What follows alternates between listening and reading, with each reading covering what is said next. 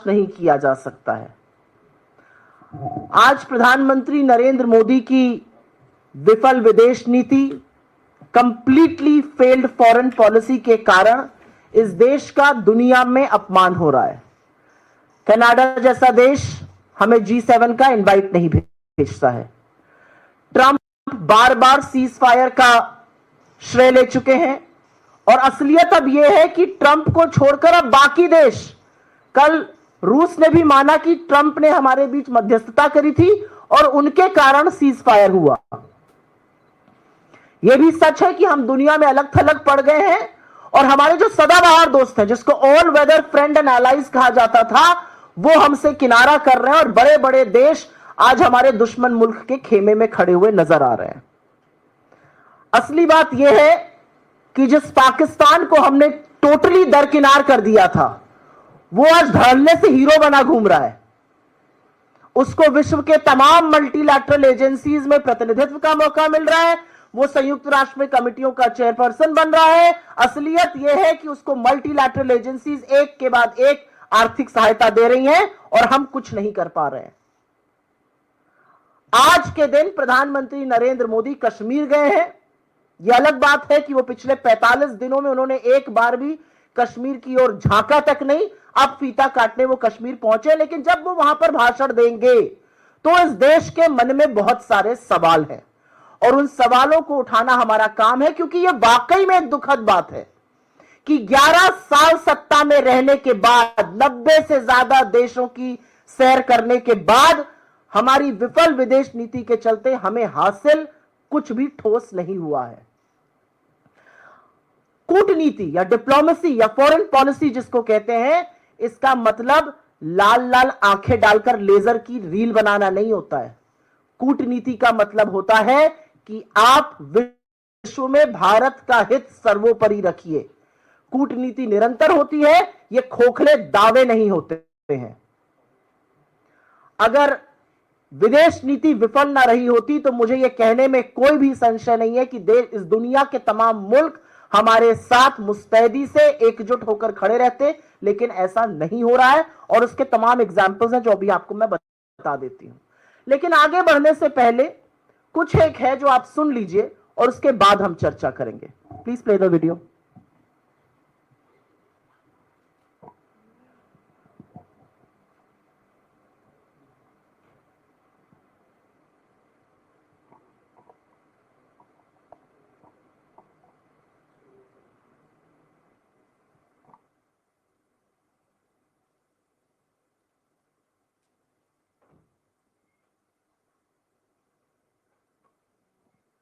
ये वीडियो जरूरी है सुनना, क्योंकि ये वीडियो आपको दिखाएगा कि हो क्या रहा है और हमारे यहाँ इतना सुई टपक सन्नाटा क्यों है।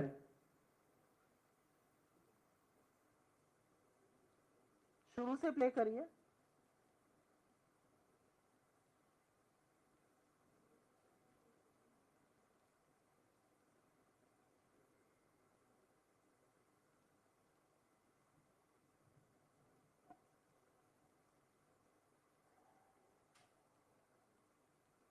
On Saturday, my administration helped broker a full and immediate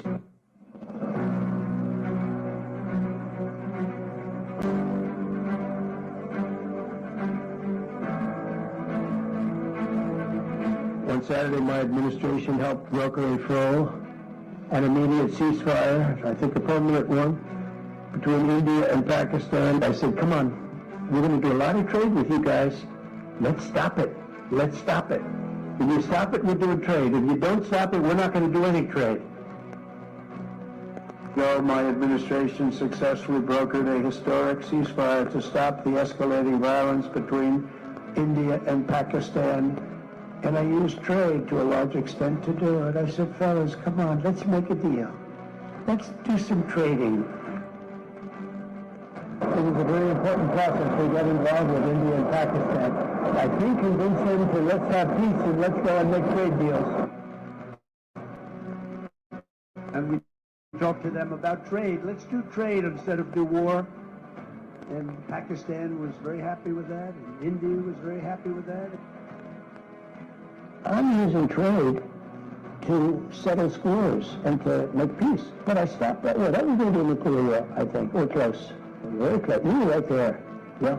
And now everyone's happy. In fact, I told my people, call them up. Let's start trading immediately because I'm a man of my word. We settled that whole thing, and I think I settled it through trade. We're doing a big deal with India. We're doing a big deal with Pakistan.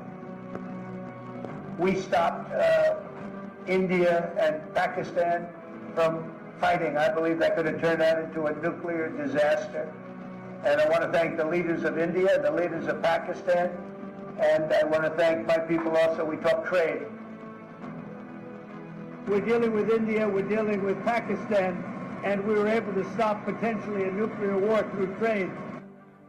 And you know, I'm very proud of the fact that with India and Pakistan, I was able to stop that. क्या आप लोगों ने गिना?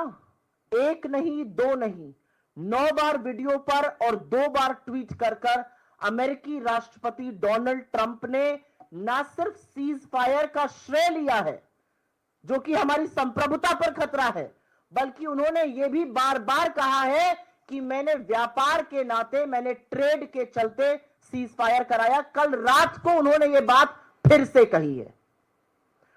पर इस पर हमारे सिंदूर के सौदागर चुप रहते हैं। हमारे सिंदूर के सौदागर से एक शब्द नहीं निकलता है। सुई टपक सन्नाटा है। प्रधानमंत्री हर चीज पर बात करने को तैयार है, बदकही छाटने को तैयार है, लेकिन ट्रंप के इन 11 वक्तव्यों पर, जहां पर वो बार बार कह रहे हैं कि मैंने सीज फायर कराया है और अब ये बात रूस भी कह रहा है, उस पर मोदी जी कुछ नहीं बोलते हैं। और मैं क्यों ना कहूं कि सिंदूर के सौदागर इस पर चुप हैं। हाल ही में, और ये कल एक और तथ्य सामने आया, हमारी विदेश नीति के इतने बड़े बड़े कीर्तिमान है, अभी की एक लंबी फहरिस्त है। हाल ही में अमेरिकी राष्ट्रपति और रूस के राष्ट्रपति पुतिन की फोन पर बात हुई। कल क्रेमलिन से ऑफिशियल वक्तव्य आता है और उसमें कहा जाता है कि उस फोन की बातचीत जो 75 मिनट, सवा घंटे तक चली, उसमें इंडिया पाकिस्तान का जिक्र हुआ और उसमें श्रेय दिया जा रहा है। तो अब सिर्फ अमेरिका ये नहीं कह रहा है, रूस भी मान रहा है कि अमेरिका ने मध्यस्थता करके सीज फायर कराया। किसी को नहीं पता सीज फायर की क्या कंडीशन थी, किसी को नहीं पता सीज फायर क्यों कराया गया, किसी को नहीं पता हमारी सेना आक्रामक थी, उसके हाथ क्यों बांधे गए। और असलियत यह है कि सरेंडर प्रधानमंत्री की चुप्पी चीख चीख कर यह बयां कर रही है कि उन्होंने दबाव में आकर सीज फायर किया। उसके बाद कल डोनाल्ड ट्रंप जी कर बताया कि उन्होंने 1.5 घंटे चीन से बात करी, ट्रेड पर चर्चा हुई, तमाम बातें हुई। उसके बाद दोनों मुल्कों ने एक दूसरे को आमंत्रित किया, और सही भी है, आमंत्रण से ही जाना चाहिए। बिना आमंत्रण के कहीं पहुंच जाओ तो कोई आपको लेने ही नहीं आता। गए तो थे मोदी जी अभी थोड़े दिनों पहले, उसी दिन 4 लोगों को दरवाजे तक लेने ट्रंप आए थे, मोदी जी को लेने नहीं आए थे। ये असलियत है कि ये देख के दुख होता है हमारे प्रधानमंत्री के बारे में। लेकिन हमारी कूटनीति इस तरह विफल हो चुकी है कि जिस पाकिस्तान को हमने दरकिनार कर दिया था, और ये बहुत बड़ा हमारी फॉरेन पॉलिसी का 2014 के पहले अचीवमेंट था कि हमने पाकिस्तान को अलग थलग कर कर आतंकी मुल्क की तरह ट्रीट करना शुरू कर दिया था, और दुनिया भी पाकिस्तान को उसी नजर से देखती थी। हमारी सेना के शूरवीरों ने, हमारी सेना के शौर्य और पराक्रम ने पाकिस्तान को धूल चटा दी, लेकिन एकदम से सीज फायर करके ट्रंप के सामने सरेंडर कर कर मोदी जी की विफल नीति ने आज पाकिस्तान को हीरो बना दिया, और वो दुनिया भर में धड़ल्ले से घूम रहा है। असलियत यह है कि आप IMF के $3 बिलियन से ज्यादा की एड को ना रुकवा पाए और ना एक भी मुल्क को अपने साथ इसके विरोध में खड़ा कर पाए। 1 जून को मोदी जी ADB के प्रमुख से मिलते हैं, 3 जून को ADB $800 मिलियन पाकिस्तान को दे देता है। हम बड़ी बड़ी बातें हाँकते हैं वर्ल्ड बैंक के सामने, हम वर्ल्ड बैंक का ब्यौरा दिखाते हैं। वर्ल्ड बैंक पाकिस्तान को $40 बिलियन वहां पर निवेश करने जा रहा है, हम कुछ नहीं कर पा रहे हैं।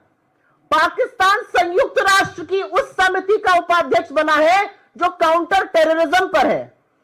आतंकवाद के विरोध में जो समिति बनी है उसमें आतंकी मुल्क पाकिस्तान उपाध्यक्ष बना है, और हम कुछ नहीं कर पा रहे हैं। बिल्ली अब दूध की रखवाली करने जा रही है, लेकिन हम चुप हैं, हम कुछ नहीं कर पा रहे हैं। पाकिस्तान के बिलावल भुट्टो, उनको शादी ब्याह में नाचने के बाद फुर्सत मिली है तो वो अमेरिका जाकर संयुक्त राष्ट्र में खड़े होकर 45 मिनट तक भारत के खिलाफ जहर उगल रहे हैं। उनके लिए लाल कालीन बिछा रहा है अमेरिका। तो सवाल इस बात का है कि जब 27 तारीख को हमारा डेलीगेशन कुवैत पहुंचता है और वहां पर अपना पक्ष रखता है, तो कुवैत 28 तारीख को पाकिस्तान पर 19 साल के लगे वीजा प्रतिबंध को क्यों हटा देता है? और आज बड़े बड़े देश पाकिस्तान के साथ खड़े हुए उनके खेमे में क्यों नजर आ रहे हैं? असलियत यह है कि रूस ने हमारे बारे में अभी तक एक भी बोल्ड वक्तव्य नहीं दिया। असलियत यह है कि पाकिस्तान दुनिया भर में जा रहा है, उसको लाल कालीन, एक रेड कारपेट वेलकम मिल रहा है। वो पाकिस्तान जो अलग थलग पड़ा था आज मेन स्ट्रीम में आ गया है। असलियत यह है कि अमेरिकी राष्ट्रपति पाकिस्तान के नेता को भी महान बता रहे हैं, उस आतंकी मुल्क के नेता को जहां पर हाफिज सईद, जहां पर मसूद अजहर, जहां पर दाऊद इब्राहिम, जहां पर उनका उसामा बिन लादेन मिला था, वो आज महान देश हो गया है। और पाकिस्तान और हिंदुस्तान का नाम एक ही सांस में ले रहे हैं, हमारे समकक्ष लाके हमारी बराबरी में लाकर खड़ा कर रहे हैं। हम उस पर कोई प्रतिकार नहीं कर पा रहे हैं। हमारा सबसे बड़ा फॉरेन पॉलिसी का ये क्लेम था 2014 के पहले कि हमने हाइफनेट कर दिया था, हिंदुस्तान और पाकिस्तान का नाम कोई एक साथ ले ही नहीं सकता था। आज वो डिहाइफनेशन हो चुका है। अमेरिका टर्की से $300 मिलियन की डील कर रहा है, वो टर्की जो पाकिस्तान को हमारे खिलाफ असलहे दे रहा था। हम कुछ नहीं कर पा रहे, हमारी विदेश नीति बिल्कुल चुप बैठी है। हमारा सदाबहार मित्र ऑल वेदर एलाय रूस हमारे बारे में तो कोई ठोस वक्तव्य नहीं दे रहा है, न पाकिस्तान की निंदा कर रहा है, बल्कि पाकिस्तान से $2.5 बिलियन की एक डील करके उनके पावर प्लांट्स को रेजरेक्ट करने जा रहा है। और चीन के बारे में तो क्या ही कहा जाए, वो तो पाकिस्तान का ऐसा हम प्याला हम निवाला हुआ पड़ा। और इसके बारे में चेतावनी सबसे पहले नेता विपक्ष राहुल गांधी जी ने सालों पहले देश के सदन में दी थी कि पाकिस्तान और चीन को एक साथ आने से किसी भी कीमत पर रोकना है, यह घातक होगा। हमारी विदेश नीति का एक और कीर्तिमान है जिसका मैंने जिक्र किया था अभी थोड़ी देर पहले। कनाडा जैसा देश हमें G7 का इनवाइट नहीं भेजता है। असलियत यह है कि हम अपने आप को वर्ल्ड की 4th लार्जेस्ट इकोनॉमी कह रहे हैं, हम अपने आप को फास्टेस्ट ग्रोइंग इकोनॉमी कह रहे हैं। यह अलग बात है कि सरकार के खुद के आर्थिक सलाहकार इस पर सवाल उठा रहे हैं, लेकिन कनाडा जैसा देश हमें G7 की इनवाइट नहीं भेजता है। वही कनाडा जहां पर मुझे याद है 2010 में राष्ट्रपति बराक ओबामा ने डॉक्टर मनमोहन सिंह के लिए G20 समिट में कहा था, when the prime minister of India doctor Manmohan Singh speaks the world lessons. जब मनमोहन सिंह बोलते हैं तो दुनिया उनकी बात सुनती है। यह बात कनाडा के सॉइल पर कही गई थी और आज वो कनाडा की हिमाकत है कि हमें G7 का न्योता आमंत्रण नहीं भेज रहा है। और अंत में मुझे एक बात का बहुत दुख है और यह दुख मैं आपके साथ जरूर साझा करना चाहती हूं। हमारी विदेश नीति की सबसे बड़ी विफलता यह है कि हमने बड़े बड़े डेलीगेशंस बनाए, हमने वो बड़े बड़े डेलीगेशंस दुनिया के कोने कोने में भेजे अपनी बात को पहुंचाने के लिए, लेकिन हमारा विदेश मंत्रालय उन डेलीगेशंस की मुलाकात ना राष्ट्राध्यक्षों से करा पाया, ना प्रभावी ओपिनियन मेकर से करा पाया। वो लोग वहां पर गए, वहां पर वो हमारी ही एम्बेसी में भारतीय मूल के लोगों से मिल रहे हैं, वो अंडर सेक्रेटरीज से मिलके आए हैं, वो फॉर्मर मिनिस्टर्स से मिलके आए हैं, कुछ स्टेट मिनिस्टर्स से वो मिले हैं। तो आज सवाल इस बात का है कि वो म्यूजियम देखने गए, उन्होंने यूनेस्को की कुछ वर्ल्ड हेरिटेज साइट देखी, नोत्र दाम का चर्च देखा, गाना बजाना हुआ, पुराने फिल्मी गाने गाए गए, बड़े बड़े डिनर हुए, खूब पिक्चरें खींची गई, लेकिन हमें मिला क्या?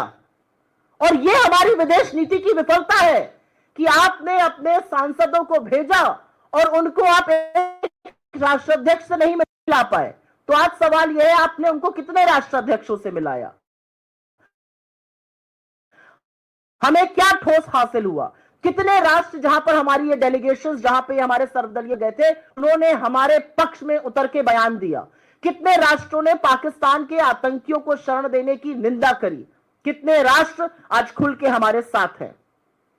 तो कहां है हमारी डिप्लोमेसी, कहां है हमारी फॉरेन पॉलिसी? मुझे ऐसा लगता है कि हमारी फॉरेन पॉलिसी, हमारी डिप्लोमेसी लाल आंखों की लेजर लाइट वाली बनाने में, रीलों में कहीं खो चुकी है।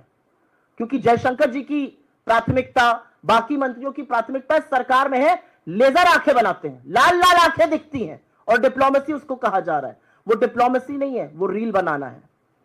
आज जब हमारे देश को सबसे ज्यादा जरूरत है कि विश्व के मजबूत राष्ट्र एकजुट होकर हमारे साथ खड़े हो, एक स्वर में पाकिस्तान के आतंकी होने की निंदा करें, पाकिस्तान जिस तरह से शरण देता है आतंकियों को, जिस तरह से पनाह देता है, जिस तरह से पाकिस्तान के यहां तमाम टेररिस्ट कैंप हमने ध्वस्त किए, उसकी निंदा करे तो हम उसमें कहीं ना कहीं अलग थलग पड़े नजर आते हैं। और यह हमारी फॉरेन पॉलिसी का, यह हमारी कूटनीति का फेलियर है।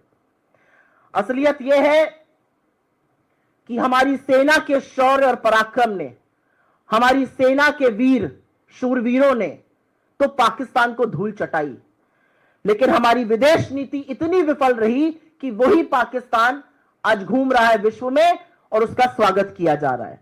और इसका कारण यह है कि जिस विदेश नीति का एकमात्र आधार, जिस विदेश नीति का सिंगल कॉर्नरस्टोन इस देश का राष्ट्रहित सर्वोपरि रखना होना चाहिए था, उसका सारा ध्येय, उसका सारा फोकस, उसका सारा लक्ष्य एक आदमी की छवि चमकाना और उनके मूल भक्तों से सस्ती ताली बजवाना है।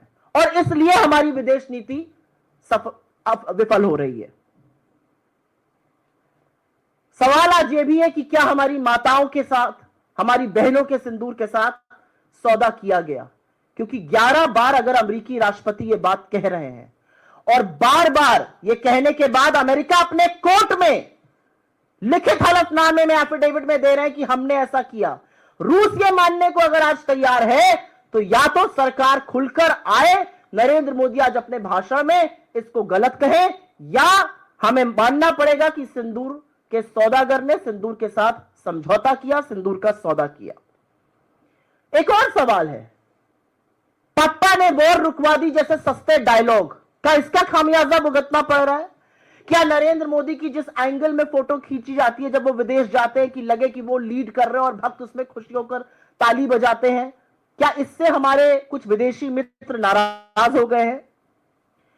क्या भारत पाकिस्तान के बीच में हम किसी तीसरे पक्ष को शामिल करने के लिए तैयार हो गए? क्या हम अभी भी शांत रहेंगे और बाकी राष्ट्र, अमेरिका जैसे देश कश्मीर को अंतरराष्ट्रीय मुद्दा बनाएंगे जो कि हमारा मुद्दा है, हम रिजॉल्व करेंगे और हमेशा से हमारी पोजीशन रही है? यूएन, यूनाइटेड नेशन, संयुक्त राष्ट्र, आईएमएफ, एडीबी, वर्ल्ड बैंक, तमाम ऐसे मल्टीलैटरल इंस्टीट्यूशंस, तमाम ऐसी एजेंसीज जहां पर हमारी तूती बोलती थी, वो आज पाकिस्तान के लिए बाहें खोलकर खड़ा है। क्या हुआ हमारे प्रभाव को? क्या हुआ हमारी कूटनीति को? क्यों इतने निष्क्रिय हम पड़ गए कि हम उनके खिलाफ कुछ नहीं बोल पा रहे, उनके खिलाफ एक्शन नहीं ले पा रहे, हम रोक नहीं पा रहे उनके हीरो बनने को? सवाल यह भी है कि कनाडा ने हमें क्यों नहीं इनवाइट किया और यह किसकी विफलता कही जाएगी? सवाल यह भी है कि हमारे डेलीगेशन गए, हम अपने राष्ट्र के लिए कितना नैरेटिव बना पाए, क्या माहौल बनाकर हम वापस आए हैं? आज पाकिस्तान जैसे आतंकी मुल्क की बराबरी हमारे साथ की जा रही है, इसका जिम्मेदार कौन है? और अंत में एक सवाल तो पूछूंगी, बीजेपी वालों को बड़ी दिक्कत होती है अगर बड़के पप्पा ट्रंप को कुछ कह दो, वो हमारे लोगों को हथकड़ियां बांध के भेजे, बेड़ियां बांध के भेजे, ये हमारी फॉरेन पॉलिसी का फेलियर है या इस पर भी चुप रहना होगा?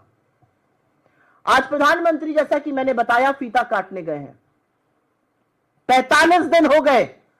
22 अप्रैल को 3 क्रूर आतंकवादियों ने 28 मासूम लोगों की जान ली थी और फिर जवाबी कार्रवाई में पाकिस्तान की शेलिंग में, गुरुद्वारे में, मदरसे में, मंदिर में 16 लोगों की शहादत पुंछ में हुई थी, जिसमें छोटे छोटे बच्चे शामिल हैं।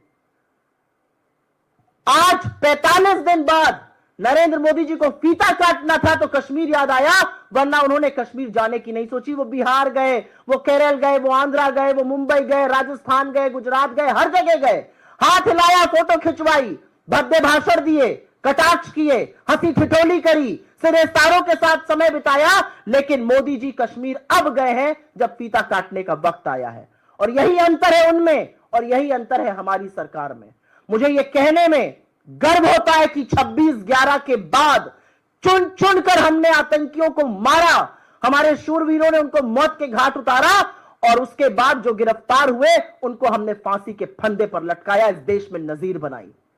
आज एक बात का अंतर है, 26/11 के आतंकियों को मारा गया, लेकिन 22 अप्रैल पहलगाम के आतंकी अभी भी फरार है और अब आजाद घूम रहे हैं वो। और अब अगर न्यूज रिपोर्ट्स का आप यकीन कीजिए तो उन्होंने इसके पहले 3 और बड़े आतंकी हमले किए थे, उनको जमीन निगल गई, उनको आसमान खा गया, वो कहां चले गए ये किसी को नहीं पता है। और जब तक वो पकड़े नहीं जाएंगे, जब तक वो गिरफ्तार नहीं होंगे, जब तक उनकी इस देश के सामने नजीर नहीं बनेगी, तब तक शहीद परिवारों को न्याय नहीं मिलेगा। और इसीलिए सिंदूर के सौदागर से कहना है, अपनी चुप्पी दंश, हमारा देश, हमारे देश का सम्मान, हमारा वैश्विक गौरव, ये सब सह रहा है। आपके सवालों का स्वागत है जी। Ma'am, you have also questioned about the all-party delegation. Yesterday, Mr. Jairam Ramesh has also tweeted that the welcome which they have received was very lukewarm. But on the other side, it's your own Congress members who are stating that these meetings were were being done in a very positive manner. In fact, yesterday only Mr. Shashi Tharoor led delegation have met JD Vance. So are you not satisfied because your own members who were a part of this delegation are saying that these are very positive meetings which they held? When you represent the country overseas, you are restrained.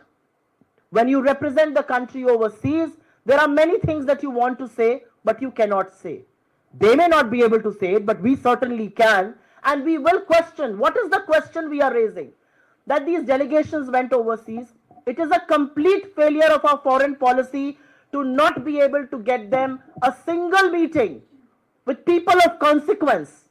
How many countries after these delegations visited those countries have spoken in our favor, have issued statements? How many countries that we visited have denounced Pakistan?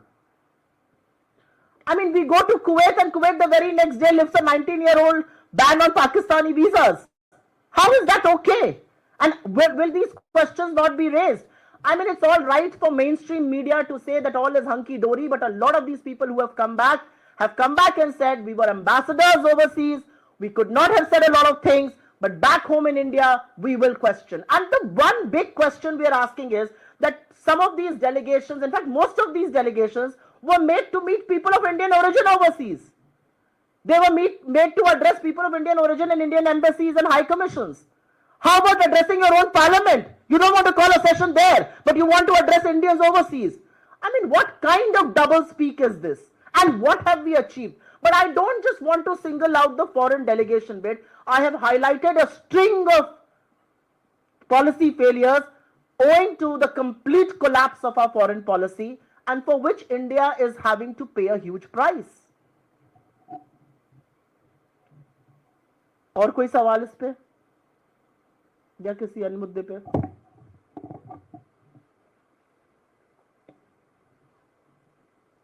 ठीक है, बहुत बहुत धन्यवाद आप लोगों का। इस बात को कवर करिए, क्योंकि विदेश नीति का विफल होना हमारे देश के गौरव का, हमारे देश के सम्मान पर एक बहुत बड़ी ठेस है। आपका सवाल है?